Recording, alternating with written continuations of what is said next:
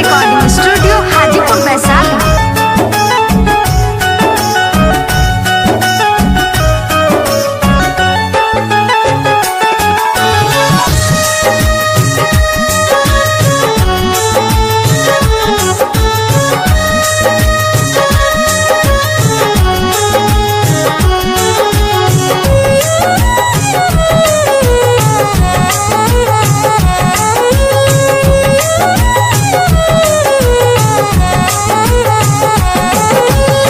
मिली नाही के तनो चाहे पागल मन के जो है, मिली नाही के तनो चाहे पागल मन के जो है।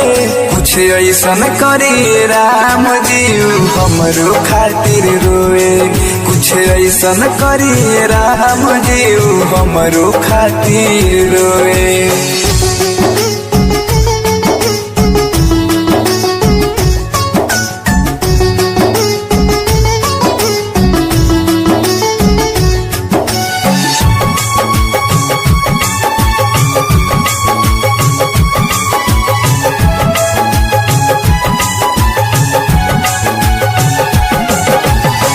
दिल टूटला के कितना दर्द होला बुझ जाओ, इतना रोआ दी दोनों अखिया पर सूझ जाओ।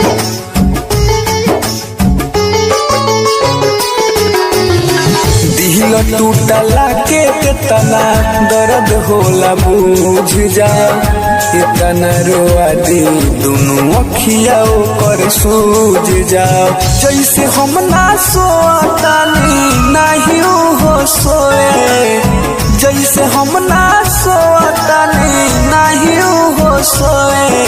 कुछ ऐसन करी राम जी हमरो खातिर रोए, कुछ ऐसन करी राम जी हमरो खातिर रोए।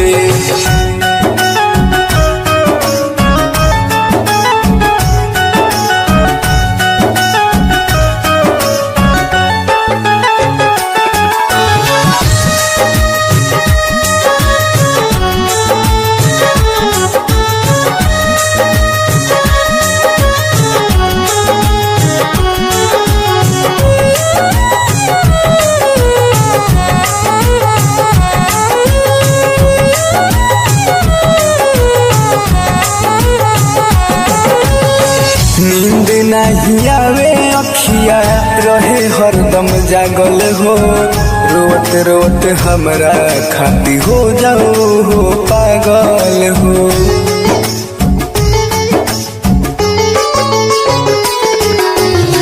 नींद नहीं आवे अखिया रहे हरदम जागल हो, रोत रोत हमरा खाती हो जाओ हो पागल हो।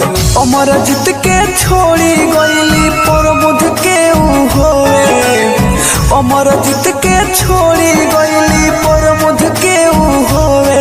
कुछ ऐसन करी राम जी हमरो खातिर रोए, कुछ ऐसन करी राम जी हमरो खातिर रोए।